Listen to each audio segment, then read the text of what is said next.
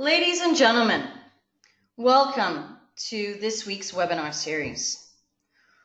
Woodburn is proud to be hosting its third webinar series in 2018 on marketing to the Chinese consumer and protecting your brand and company in the process.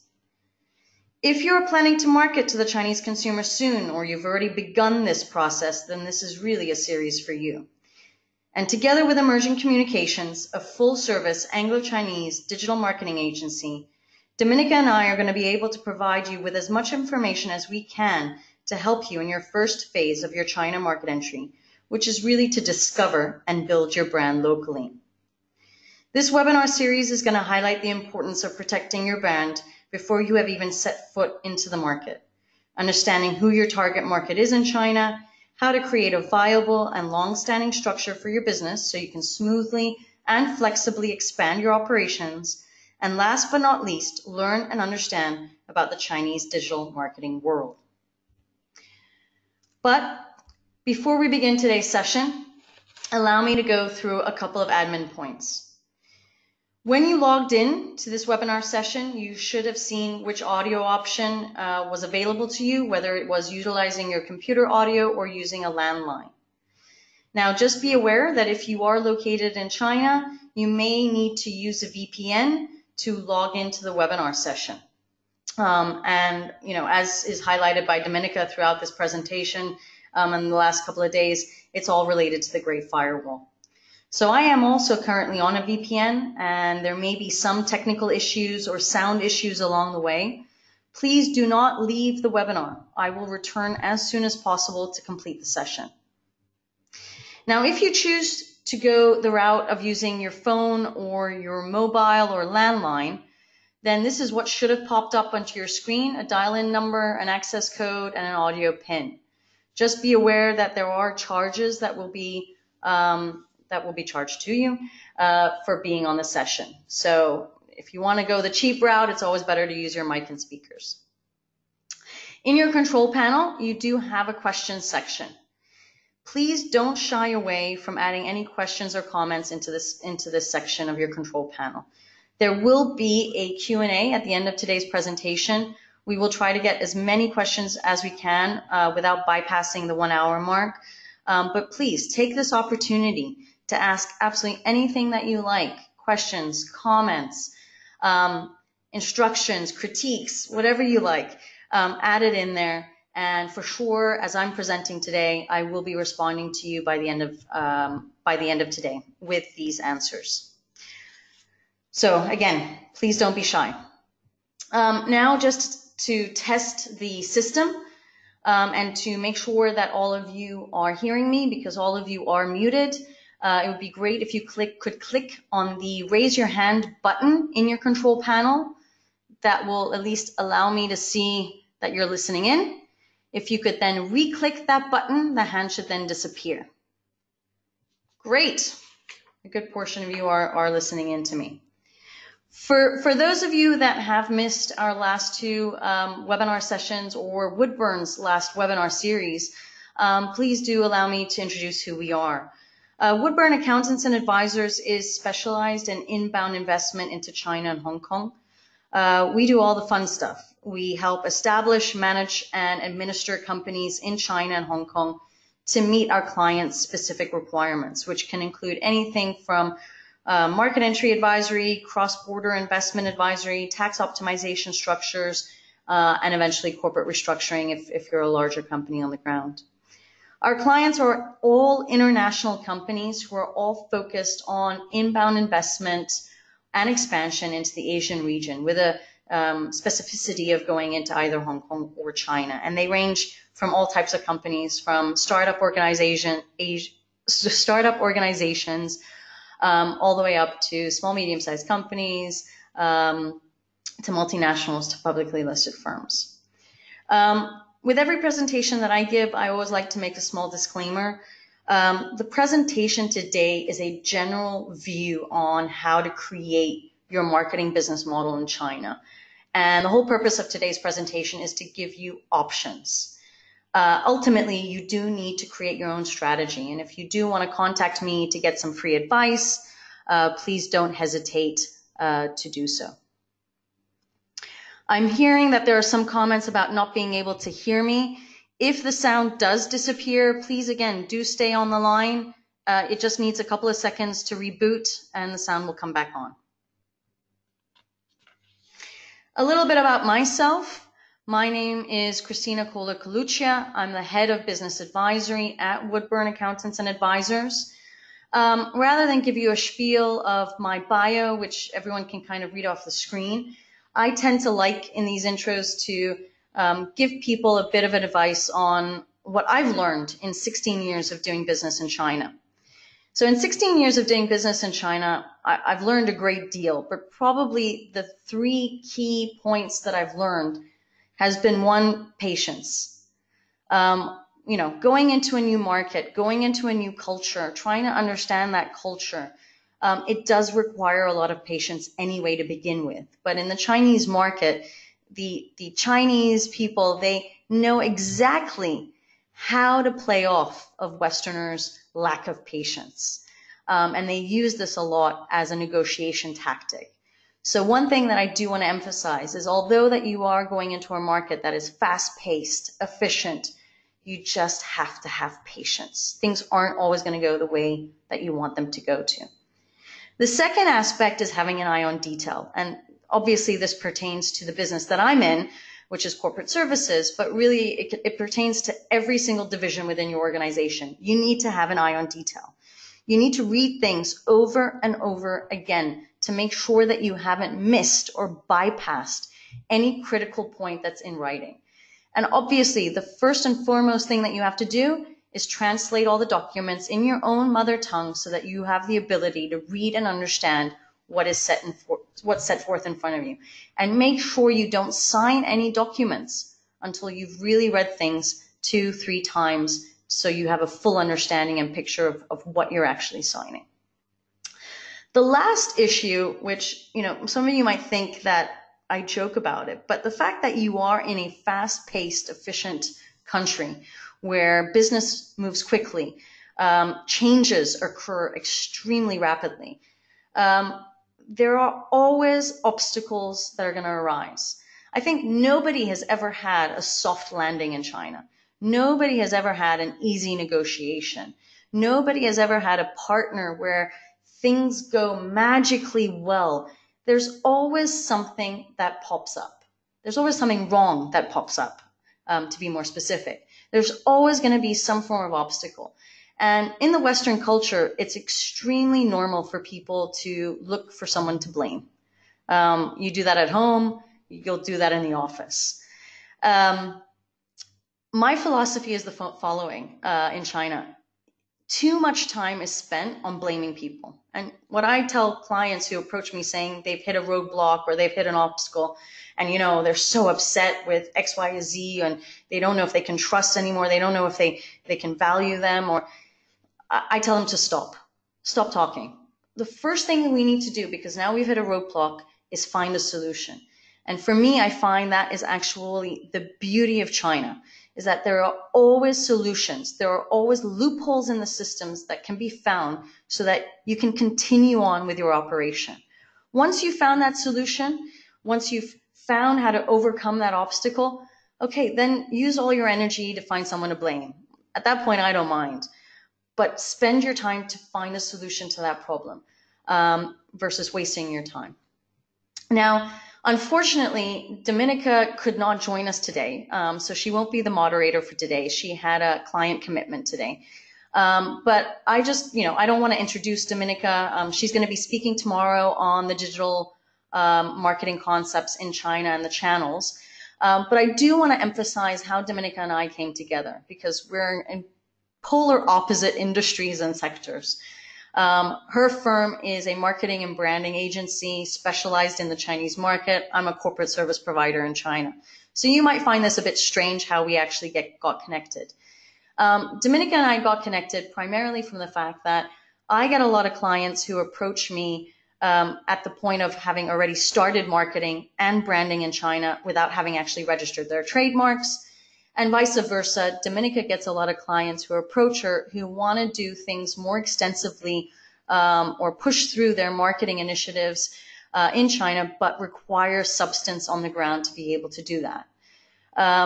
So basically, the whole point of this webinar series was actually to show companies how Dominica, working for a branding agency, can work together with a corporate service provider to provide solutions to companies in the Chinese market. That's really the aim of this webinar series. There are thousands of providers in the Chinese market, all the way from recruitment firms to auditors, CPA firms, lawyers. We actually all work together in order to create solutions for you. Don't try to just work with one company that promises you the world. Try to expand your horizons and meet different people who can offer you different types of solutions, but that can come together and bring you a package. So Dominica will be here tomorrow, and she will be presenting on the digital marketing landscape in China and the channels that exist for you to use. So if you haven't registered for that session, please do so at the end of today's session. So let's begin with today's presentation, which is creating your Chinese marketing business model. I get approached by a lot of companies and clients that basically say to me that they're not ready to commit to the Chinese market, but they know that there's interest for either their product or their services. And they just want to understand what they can do in a transparent, easy, non-committal, minimal capital investment way to start building up their business locally in China. So the whole purpose of this session is to provide you with options, with strategies, provide you the legal ins and outs of marketing your product locally in China and what tools you actually may need to market your product and services. So we've got 7 points to go through today in terms of an agenda. Each point has several slides, so there's a lot of content today. The recording together with the presentation will be distributed to all the attendees and registrants. So don't worry if I fly through this. There is just a lot of content to go through. So let's start off with point 1. How effective is it developing a China marketing strategy from home versus in China? Now, there's no right or wrong answer. Each side has pros and cons. And what every single company needs to do is develop and build an appropriate strategy for their business. Okay, it's honestly as simple as that. But in order to build a strategy, you have to understand what options are available to you. And more importantly, you have to understand what options are available to you, which are least risk, least investment, most risk, more investment. And most of the time, my clients in their China journey will change their strategy. You have to be flexible in the Chinese market. So they will change their strategy and hence change their structure in China to probably being from home to developing something in China. So let's start off looking. On this slide, basically I'm highlighting what legal structures exist for your business activity and your commitment level. So on this slide, I'm focusing on what you can actually, what options you have from doing things from home. All right. So the first option is you've got a company in your home jurisdiction. You're going to build a team internally that basically does it alone. And you have no subsidiary in China and you have no people on the ground in China. And it's your starting point. You are now, that's your first point of research, actually. You're probably going to utilize that strategy to build your research, understand what type of distributors you have, what type of marketing and branding agencies exist, and you're going to start networking, okay, and meeting people and understanding what the climate is like in order to have then a strategy that's built up. Now, the next step from that will probably be that you want to have a distributor locally in China that handles both your marketing and sales, okay? Now, here are some tips when using distributors in China.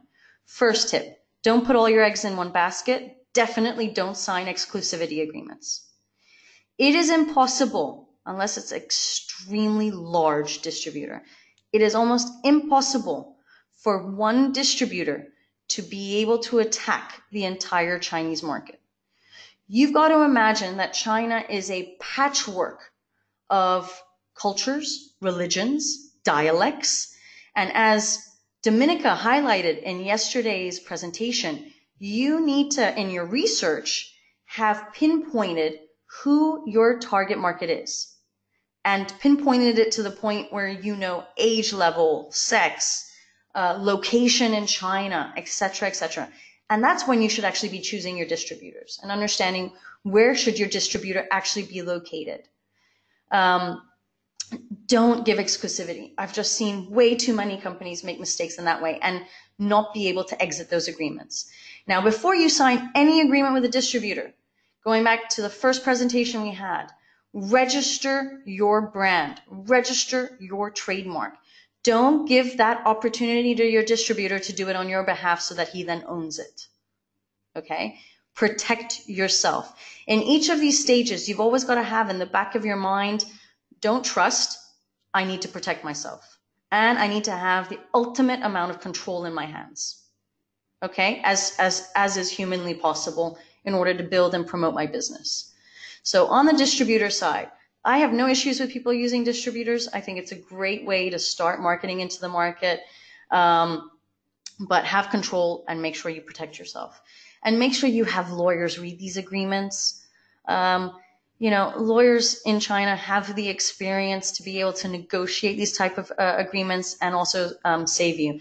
Just another case study, I had a very large global brand selling crystal houseware items. And actually the GM for Asia Pacific was a friend of mine, and she approached me as a friend to say, listen, Christina, I have a distributor in China. He's got access to a lot of retail facilities. His background comes through. It's all checks and pluses. But now we're negotiating the contract, and he wants, number one, exclusivity, and he also doesn't want to make it transparent to see how he's selling, what is the end price to the consumer. And I said, well, are these things that are important to you? And she said, absolutely, they're important to us, because ultimately, if at some point we're going to want to do this ourselves and build our own distribution network. I said, well, if you've come to that conclusion already, then you don't need to tell me anything. You don't sign that agreement. It's as simple as that. And, then it's a point of negotiation, right? And then you have to, if the distributor then doesn't want to sign, you've got to find and start from scratch again and finding someone who does. Okay? So be smart with your decisions. Don't rush. Have patience. Okay?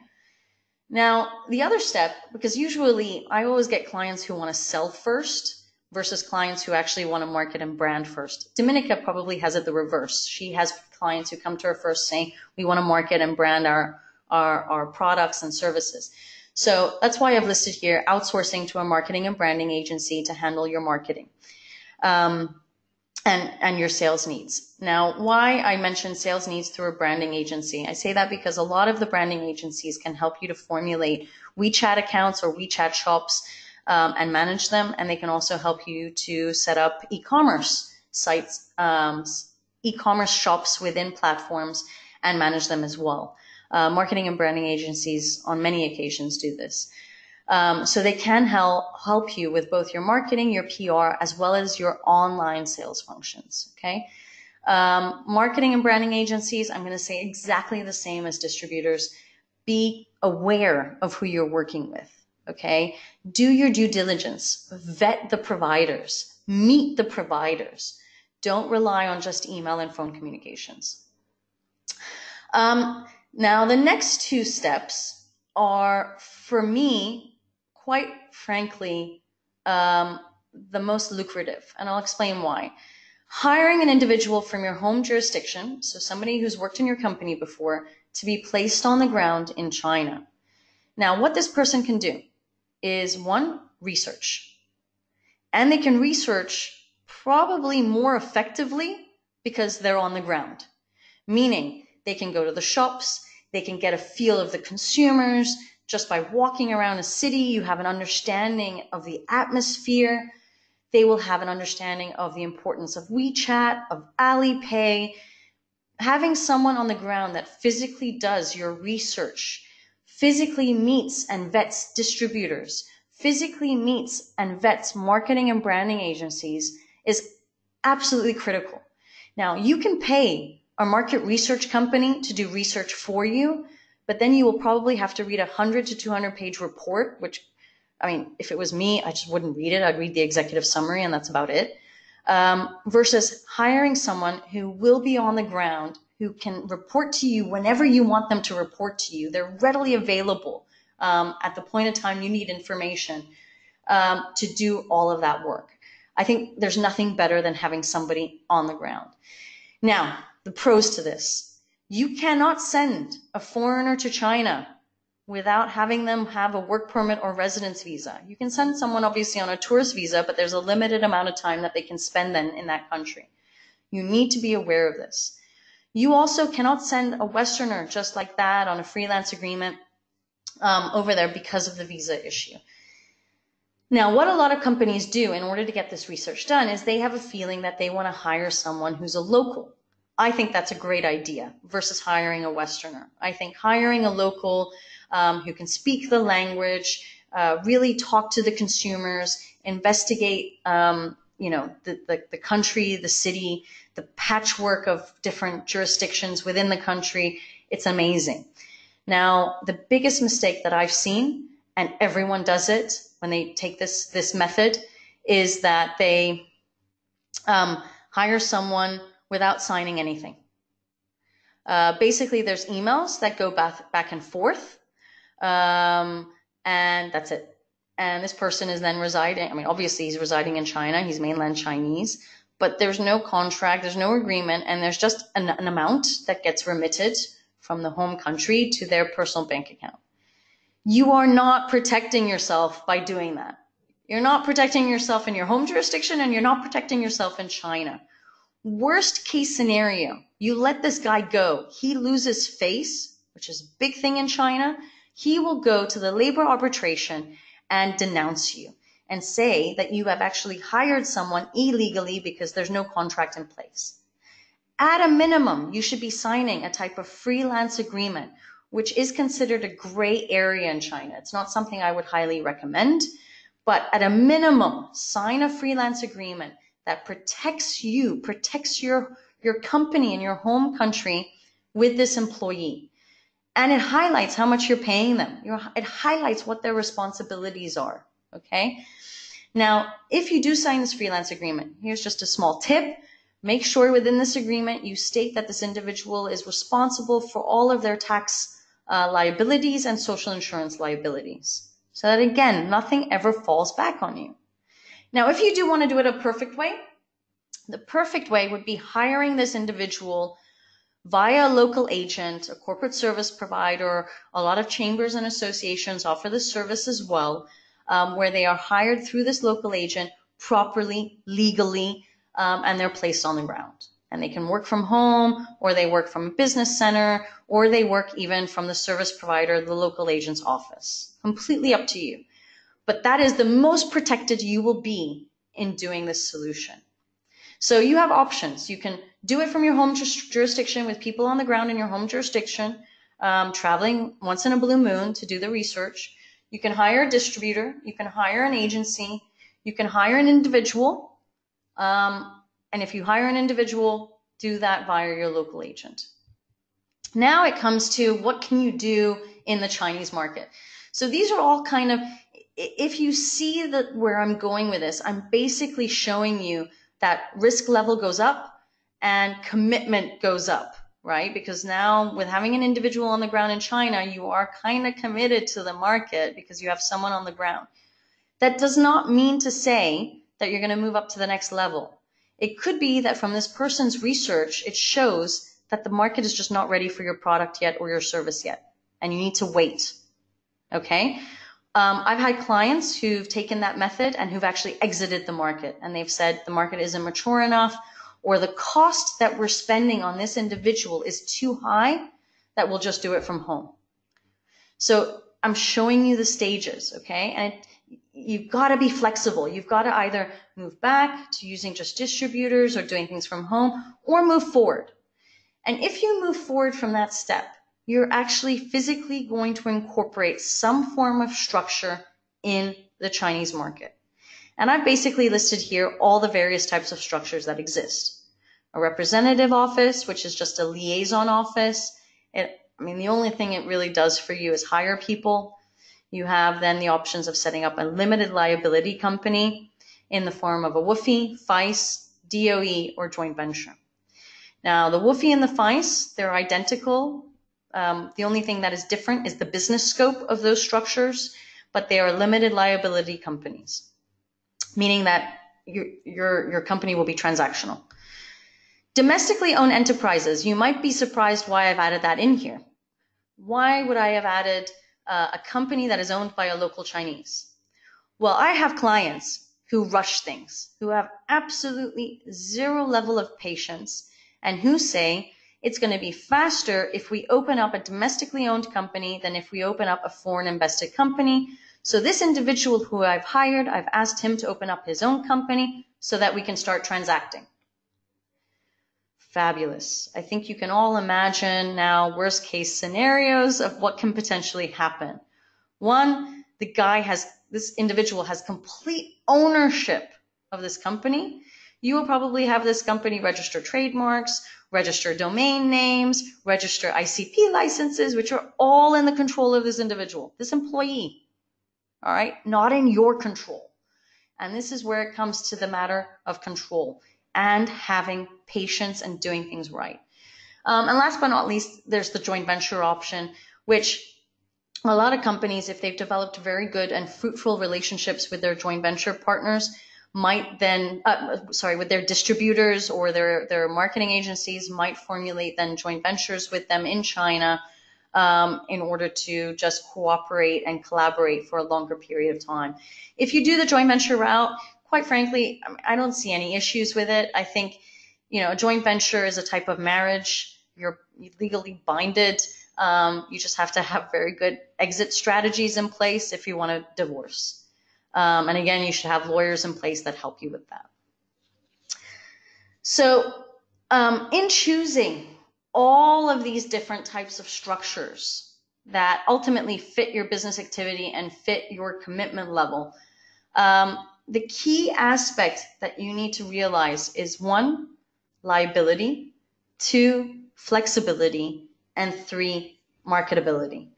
Liability, I say that from the point of view that if you don't have an entity in China, and you don't even have a staff in China, but you're just using a distributor and an agent, you have no liability. If you suddenly have someone on the ground and you have a structure on the ground, your liability increases. Flexibility, I say this primarily from the point of view that, again, the market is fast-paced. You need to be patient, but it's fast-paced. So you need to be flexible enough to be able to adapt any of these structures to fit your needs, okay? And it has to happen relatively fast. And the problem in China is to incorporate any type of entity or any type of structure, it does take a minimum of 6 months, including the bank account openings, okay? So you got to keep aware of that aspect. And last but not least is marketability. Now, the whole point of this subject is creating a marketing structure for you in order to be able to market and build your brand locally in China. Now, the Chinese, they love to see companies that are committed to the market. So if you don't have a structure in China, it's going to be very hard for you to market and brand yourself, quite frankly. And I'll come into the tools that you may need to market and brand yourselves and what the perception is of the Chinese consumer in that regard. But understand your marketing value if you do everything from home, if you use a distributor who isn't the same company name, if you use an agency that isn't the same company name, you use an individual on the ground, but there's no registered office address, versus actually incorporating something in the market. Now, I have drafted here a simple conclusion, which is probably for some of you maybe too simplified, but I truly believe this. So it's a simple conclusion on whether you should do it from home or do it in China. I would say Do it in China if you want to generate revenue. Trade locally under a proper commercial industrial license, and you are committed to the market and you're at the point where you want to take full control over your business. This is when you should consider developing a structure in the market. Do it from home if you're looking to test the market. Do research in the market. There's absolutely no need yet to generate revenue, and you are agreeing to give some form of control to third parties and individuals. Okay, I think that really sums up quite clearly the level of commitment and investment you need to make when developing this type of strategy. So let's start off with the tools, okay? The first tool that I'm highlighting today is about WeChat. And this is an official branding and marketing tool. You can obviously set up a WeChat shop, but I'm talking more about developing an official WeChat account. And you have three options here, okay? And I'm going to go through these three options here in terms of what you need for each of these three criteria. So let's start off with opening an official account, WeChat account, via your overseas company. Now, this is a very special application and it is not always approved. Tencent does this on a case-by-case basis, okay? It does take 2 to 3 months to approve, all right, which may be 2 to 3 months that you lose in terms of your marketing and branding initiative. I've highlighted on the slide the cost, but the advantage is obviously you have complete control over this account. Now, if none of you speak Chinese, then this account actually means absolutely nothing. Because WeChat, in order to use it smartly, and if you're targeting the Chinese consumer, all of your content should be in Chinese. So there's no point having your overseas structure own it if you've got no employees to actually use it and use it in a wise way. And tomorrow, Domenica will be highlighting how to use these different channels, okay? So just be aware of that. I also want to highlight one aspect, which is that Tencent not only does this on a case-by-case application, but they also do look at the jurisdiction that you're coming from. So nearly all jurisdictions have the ability to apply for this under Tencent's discretion of approval, but this is brand new. This only started May 3rd, 2018, where most jurisdictions were allowed to actually apply for this. Prior to that, it was very specific. So please be aware of that as well, because depending on who your officer is, they may not know that it's an open box there. Now, most companies, when they're not ready to commit to the market, what they will do is they'll use a third party like their marketing and branding agency or their distributor or whomever to open this official WeChat account for them on their behalf. And it's very fast to create. So usually it takes about 5 to 7 working days for it to be officially opened.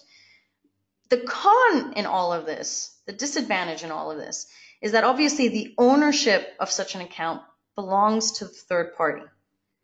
And if a consumer, and they tend to do this, will look at who owns that account, they will find the name of the third party, they will find the address of the third party, and you may lose consumer confidence, because what consumers want to see is a commitment to the market, okay?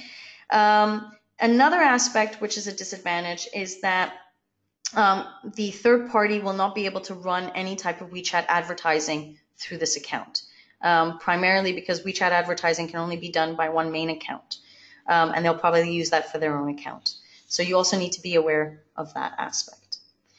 And last but not least, opening an official WeChat account via a Chinese company, which is probably the most effective and gives you the most control.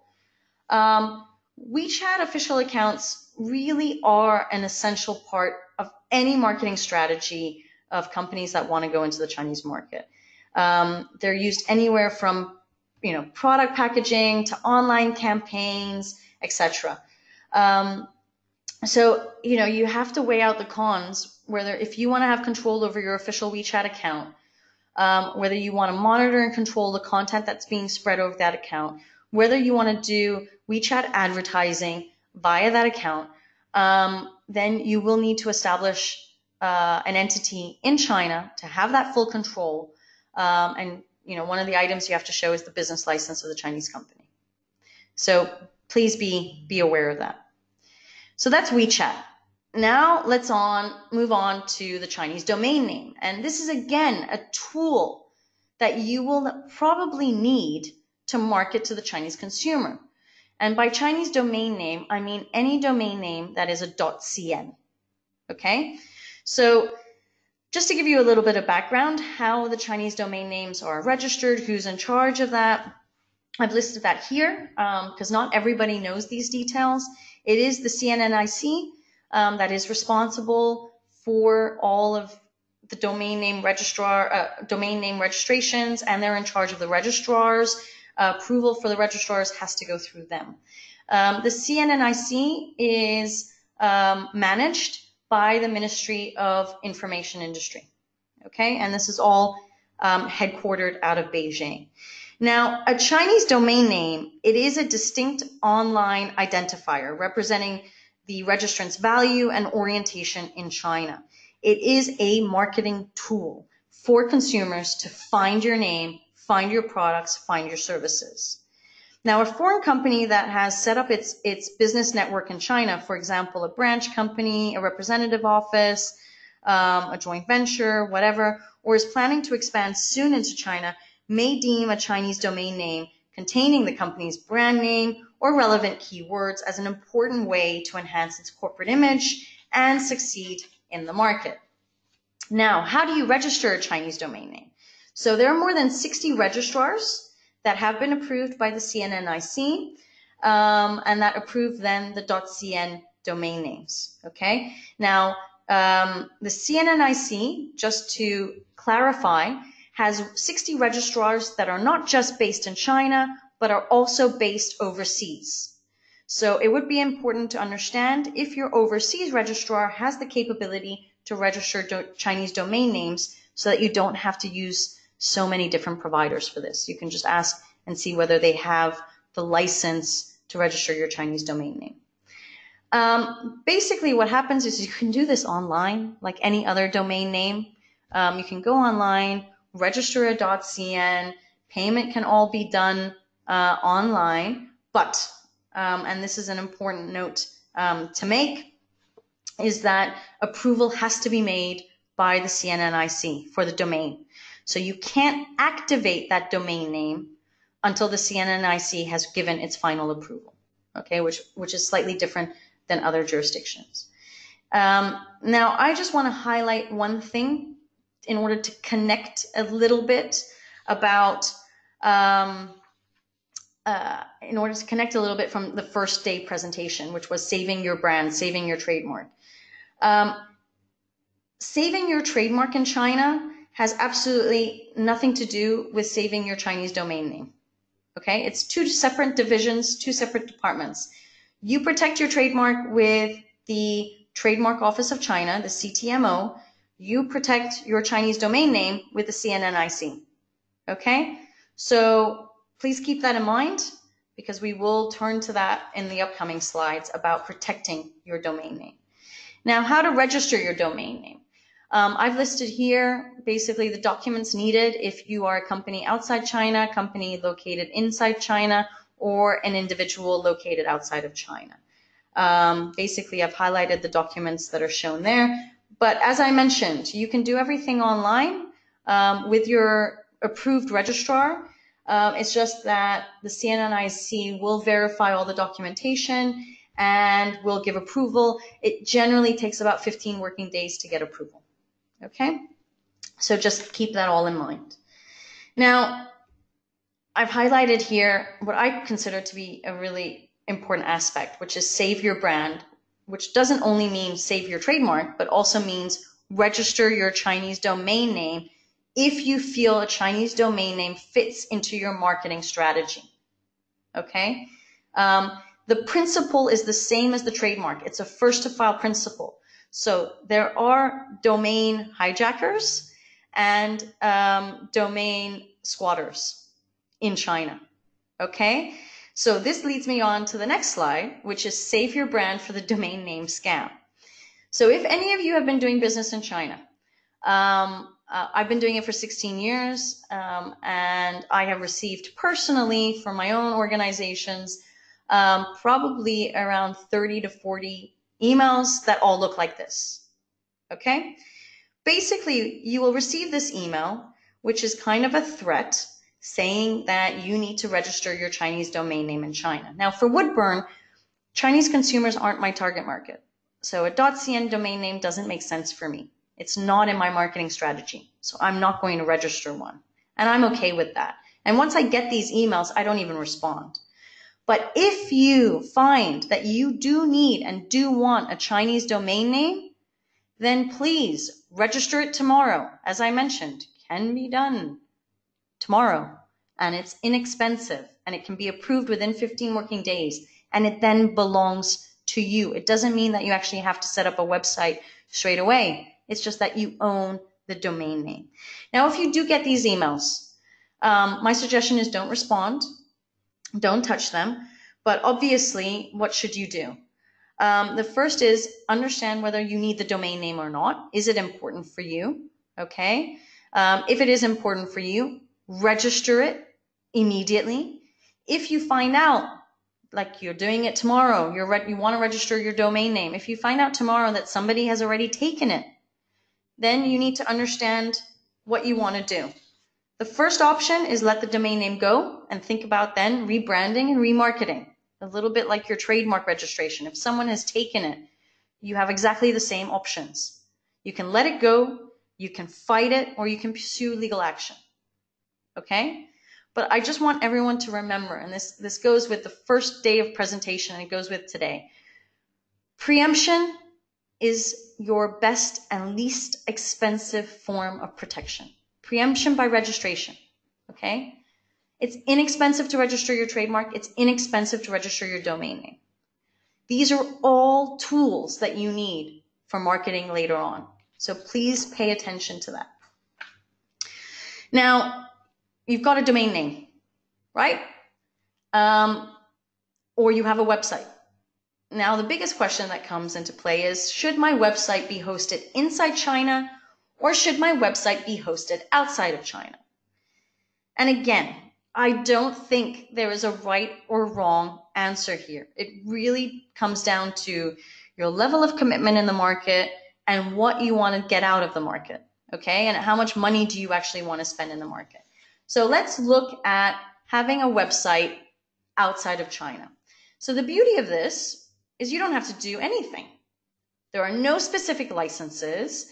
If your website is hosted outside of China, there's absolutely nothing for you to do. Okay? But you've got to be aware of the downsides, which does affect the Chinese consumer. The first is increased slowness and dormancy when they open that site in China. And the second is the potential of having China's firewall acting as a true barrier to gaining access to the site.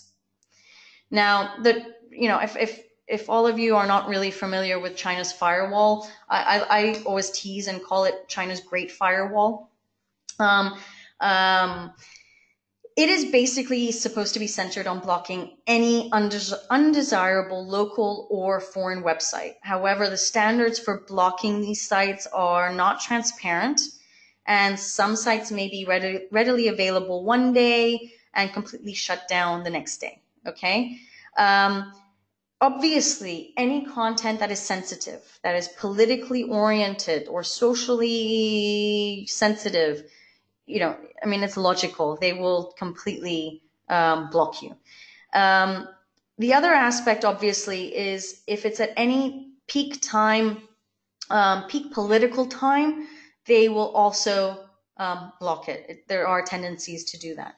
So, just make sure that the website that you develop outside of China doesn't have these aspects. And just be privy to the fact that slowness and dormancy, will be an issue. Okay. Now imagine you have a website hosted inside of China. Now, if you have a website hosted inside of China, which obviously means that the website will be faster, it will be more stable, it will be more accessible to the Chinese consumer. You will need to get the full Chinese licensing. So what does that mean by the full Chinese licensing? You will need to either get an ICP license or have an ICP filing certificate. Okay? ICP stands for Internet Content Provider License. This is approved by the Ministry of Information, and the application goes through them. Now, in brief, again, this is a summary. ICP license means that you are generating revenue via your website. Basically, you have a website shop, an e-commerce site that is selling via that site, and you need then an ICP license. If you have a website hosted in China that is purely used as a marketing tool, it's not a commercial website, it's a marketing tool. It promotes your products. There is no room for clicking on purchase, going into your basket, and then paying for something. Okay, it's purely a marketing tool. If you would go to Woodburn Global's site, which is not hosted in China, but let's imagine it is hosted in China, it is purely a marketing tool. There's no function for people to purchase any type of service from our website. Okay? So I hope that clarifies. Now, I do want to highlight the following. If you have a website hosted in China and you need to apply for the ICP license or the ICP filing, that can only be applied for if you have a company registered in China. Okay? So, you need to understand the following. One, you have to have the registered company with a Chinese business license. At that point, you need to update your business scope in the license once you have your website and once you've hosted it in China, which actually means you've purchased the domain name through your Chinese company. Okay? Then you apply for the ICP license or you do the ICP filing. Okay, so the first 2 points are really critical for people to understand. Website hosted in China basically means you need to have an entity established in China in order to get the ICP license or do the ICP filing. It also means that your Chinese domain name should be owned and purchased by the company that is registered in China. The other aspects that they'll look at during the application is whether you have sufficient registered capital, whether you're planning or you already have professional staff, and whether you have an IT infrastructure in place. Okay, now I want to highlight one thing which is extremely important. Prior to the free trade zones having been opened, no foreign invested firm in China could apply for an ICP license or an ICP filing, which is why many foreign invested firms were utilizing silent Chinese individuals or silent Chinese companies to apply for the ICP license or ICP filing. Okay, I have a case study of this.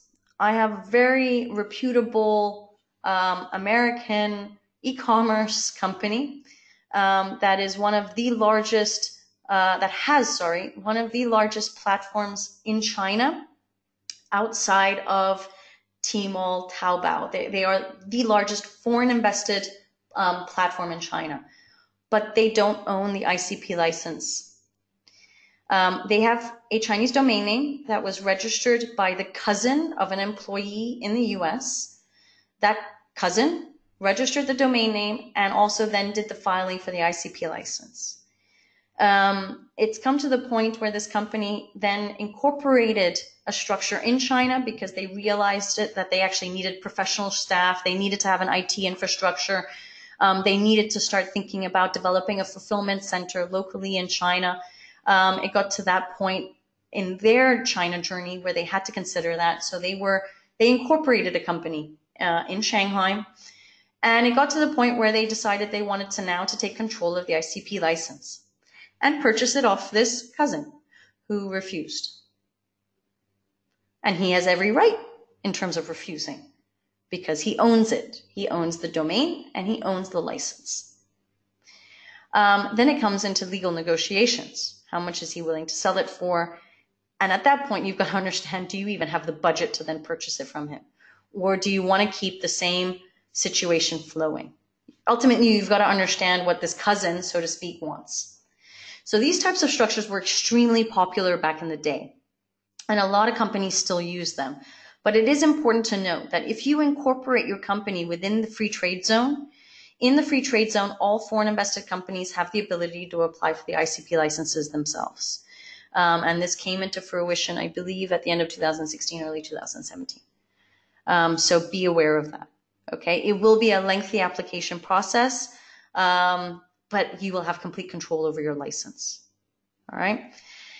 Now, there were other forms of online business that I kind of just want to highlight here in terms of maybe licenses that may be required. So if you do online advertising on your website, so for example, let's say you have a marketing website that doesn't actually sell any of your products or services, but you're telling outside parties that they can advertise on your website because you get such a large inward flow of Chinese consumers that come in, then you will need to have an ICP license to be able to have online advertisers come on your site.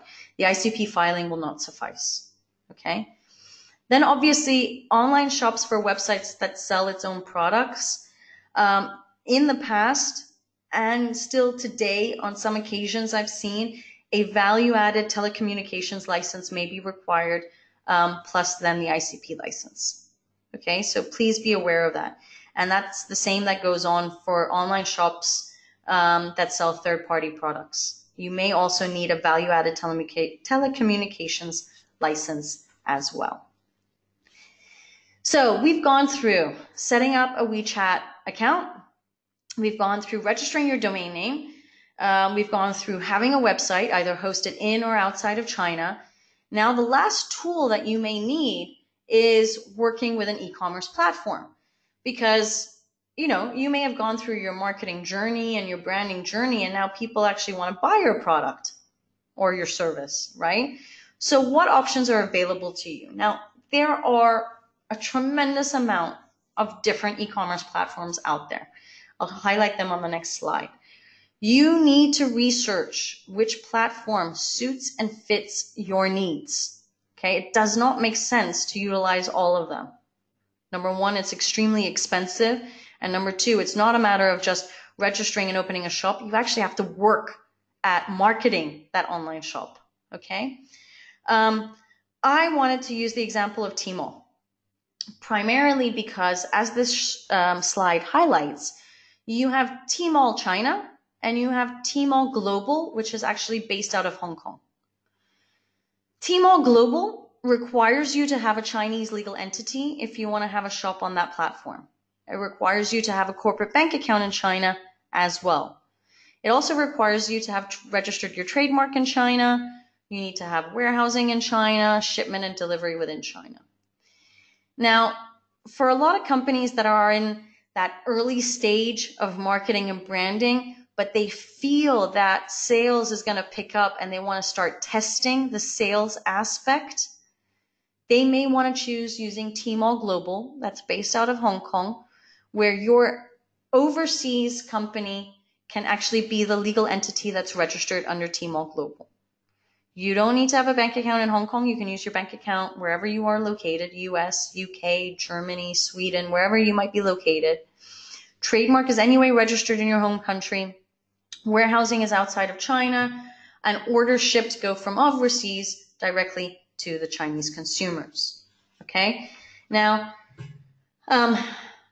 you've got to decide, and I just also want to emphasize one thing. Tmall is not the only one that has a local and an overseas platform. JD also has a local and overseas platform, and there are a couple of others that do as well, which is why I say research. Okay, please, please, please, please research.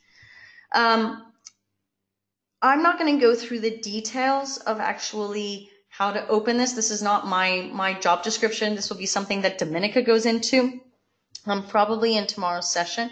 But there are big differences in pricing as well from being on Tmall Local and Tmall Global. On this slide, I've highlighted, the bare minimum of websites that exist, of e-commerce platforms that exist. So it really is important for you to create your own strategy, understand what requirements, criteria are for joining and participating in any of these platforms, and most importantly, what's the cost? The cost might influence you a lot. In addition, what you need to do is also understand if these sites, if they're based local, what type of structures do they require you to have? And if they're based outside of China, like Tmall Global, what structures do they require you to have? So last but not least in this session is looking at China's new e-commerce laws, which will come into effect January 1st, 2019. And I didn't really want to go, again, I don't want to go into too much detail about the new e-commerce laws because my feeling in China is that you only know how these laws are going to come into fruition once they're implemented. So it's a bit early really to be talking about them. But the government has basically seen that with the development, the fast-paced development of e-commerce platforms and the way Chinese consumers are changing their shopping habits, that there were not enough guidelines or not enough protection for the consumer when they're purchasing online. So the whole point of these new e-commerce laws are really in reference to protecting the consumers, okay? And it is giving more liability to platform operators, operators on platforms, as well as online sellers who are selling things through social media applications or through their own websites. It is giving them now that level of responsibility, okay? Other aspects that are changing within the laws are the fact that there are new avenues or new channels in terms of shopping, which is on social media, like WeChat and Douyin, where, again, the consumer needs to be protected if they are shopping through these non-traditional shopping channels. Another aspect is in relation to IP protection, which is going to be implemented and enforced. And basically what the law is saying is that any platform operator, has the instruction to check that, first of all, if someone wants to have a shop on their platform, that their trademark is registered, and number two, that there is no other shop online that is registering with that trademark, because that will show that it is an IP squatter or an IP hijacker that's taken that trademark. It is the responsibility of the platform to do that. There are penalties of up to $300,000 US if these platforms don't enforce it, okay? The other aspect is regulating unfair competition amongst the operators. There has to be a level playing field with the Tmalls, with the Amazons, with whoever is trying to set up businesses in China. There is shared liability for the platforms as well, particularly in terms of selling fake goods. So I remember this a long time ago where I had a company really interested in setting up a shop. I don't remember if it was on Taobao or if it was on Tmall, but they wanted to set up a shop. It was for baby consumer products. They approached me primarily because in those days you had to have a structure in China in order to set up a shop. And when I did my own little research, I actually found that there was another shop with a different name, a different trademark, but selling the same goods. So I said, "Oh, you've got competition." And she went, "No, I don't have competition. This is a really new product on the market for babies. I've barely even marketed it globally." And I said, "Well, no, I mean, there's a shop online. You should check it out." She checked it out. She then did research, and she actually found out that her supplier had actually set up a shop on Tmall, created his own brand name, and was selling the goods. Now, these aren't necessarily fake goods. They are the real thing, but he was doing it in a way that was deceitful against the primary owner of those goods. So there is going to be more liability with individual merchants in terms of selling fake goods online. The last but not least is just consumer rights that are protected and enforced. And these legislations are going to be coming out in the new laws, making sure, there's a ban on fake reviews, there's a ban on fake goods, all of these aspects. Because customers or consumers also do things that are wrong in terms of operating and using the online platforms. So allow me the time to end today's session with a conclusion. What are your next steps? What are the takeaways from this webinar session in terms of creating your Chinese marketing business model? The first step is research. Understanding at what step you're in, what are you looking to do short and long term? How are you going to attract the Chinese consumer? And by doing this type of research, you are also going to start building up your local network in China of people and companies that have China experience. Talk to people. Everyone loves to share their China experience. Everyone loves to share their China story. And this helps you to learn what you should be doing and what you should not be doing. And it can affect your strategy. But once you've done your research, once you've started talking to people and builded up your network, you need to then sit down and create your strategy, both short and long term. You need to create your budget. Your budget will be extremely critical because you shouldn't overspend. If you don't have the money to spend, you shouldn't overspend. You need to have guidelines set in place. Create a structure or a business model for you that is simple, that is easy to manage, that gives you control. Don't overextend yourselves and build something that is extremely complicated. Don't use a multitude of providers where you can actually use one provider that helps you take care of everything. Okay? Keep your life simple. China is complex enough. Obstacles will always arise. At a minimum, keep things to a minimum. Keep them simple. Create a model that gives yourself freedom. Freedom and flexibility to change. Change your strategy. Change your budget. Change your structure. Okay. Number 7, chase every opportunity. Okay. But obviously when I say that, chase every opportunity, but obviously research that opportunity, right? Don't just jump into every single opportunity and then spend money on it and realize you've overspent. Opportunities will fall on your doorstep without you even realizing it. The key is researching that opportunity and then having a structure in place that gives you the capability to take on that challenge and take on that opportunity. I always think that the most successful companies in China are the ones that continuously research, continuously build up their network of people and companies. Knowledge in China is power. The more you know, the more people you know, the more you will be able to build your business successfully and most importantly, safely. Okay? So definitely that should be a continuous step of building up your knowledge, which truly is your power. The last point is just watch your investment. Whatever stage you're in, if you're just doing it from home, if you're using a distributor or an agent, if you are hiring an individual, if you've actually set up a structure, just don't ignore your investment. If you've taken the first step to decide that you want to go into the Chinese market and you want to start marketing and branding there, don't stop watching it, okay? And I say this particularly for any type of startup or small, medium-sized companies where you might not have full resources like the multinationals, okay? Watch your investment. Don't ignore it. Pay attention to it. Know what's going on in it, all right? Now, we've actually run over time. I told you there was a lot of content in this presentation today.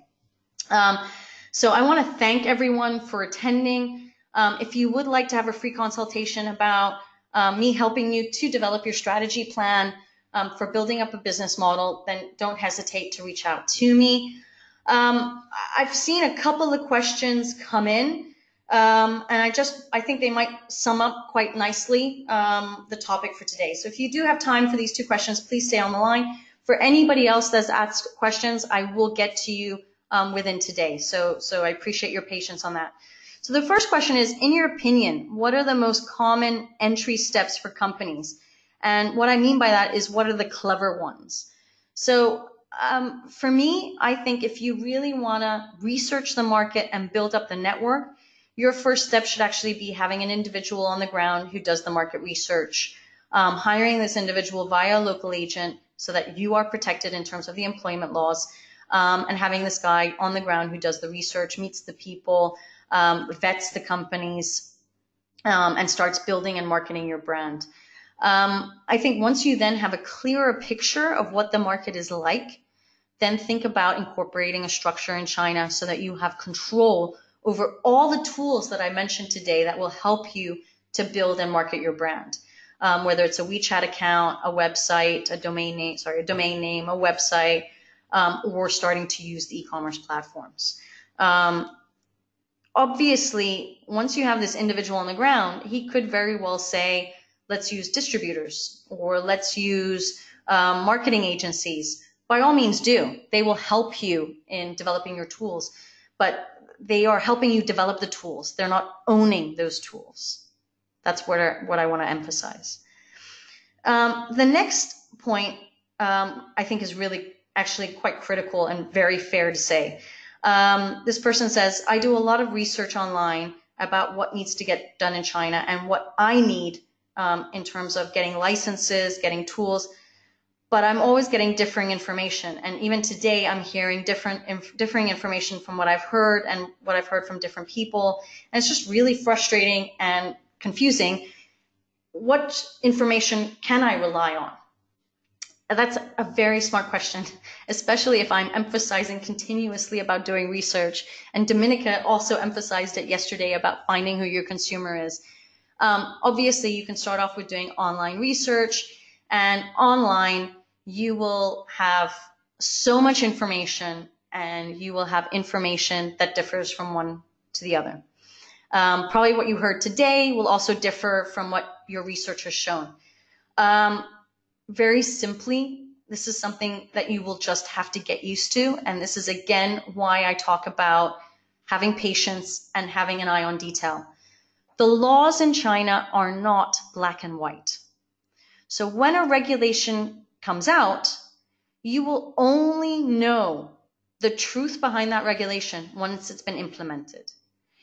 The country is so big that when a regulation comes out in terms of structures or whatever else, it's done out of Beijing, and then it has to filter down to all the main cities within the various provinces or municipalities, and then it gets filtered down to all the district bureaus and whatnot in the various cities and into the tier 2, tier 3. And there's a lot of miscommunication, misunderstandings, so that all the cities create their own application processes.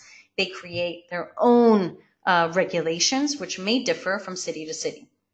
And this is where your frustration lies, because people like myself will then write articles about what they know from the city that they are based in. Okay? And it does make it extremely complex.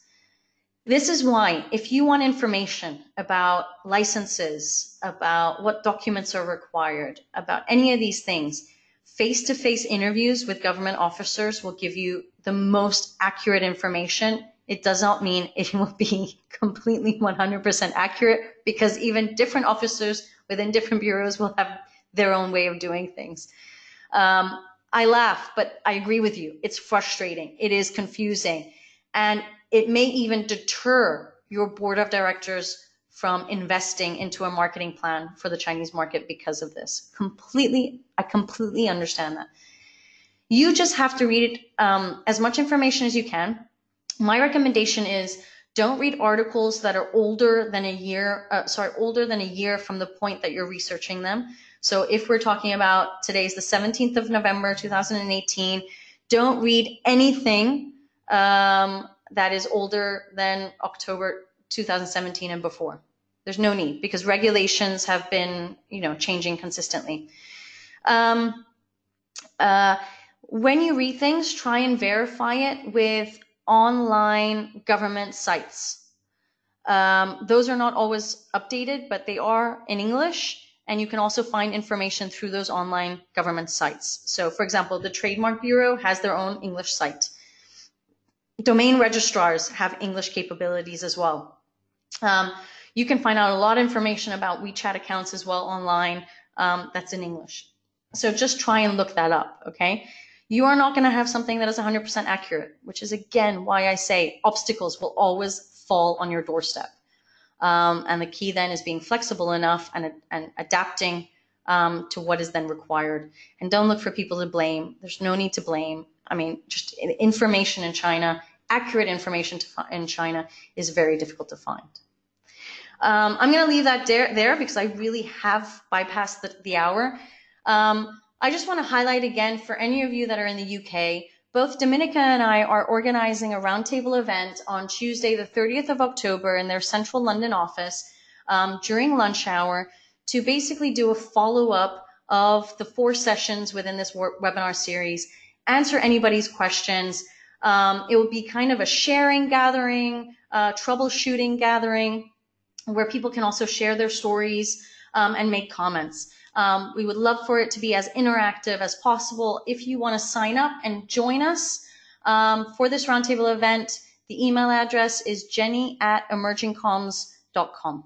Okay, and like I said, you'll get a copy of these slides later on today. Last but not least, the recordings of this webinar session and the series are uploaded to Woodburn's YouTube channel. They will be spread throughout social media. If you want to get updated, follow us on social media or subscribe to our e-newsletter, which also gives you all the latest updates and regulations. I'd like to thank everyone for joining me today. Please don't miss out on Dominica's last session tomorrow, which is on the digital marketing landscape and the various channels that exist. If you haven't registered for that yet, you can do so on Woodburn's website or on the marketing campaign you received for this webinar series. So again, thank you all so much for joining us, and I look forward to seeing you again tomorrow. Goodbye.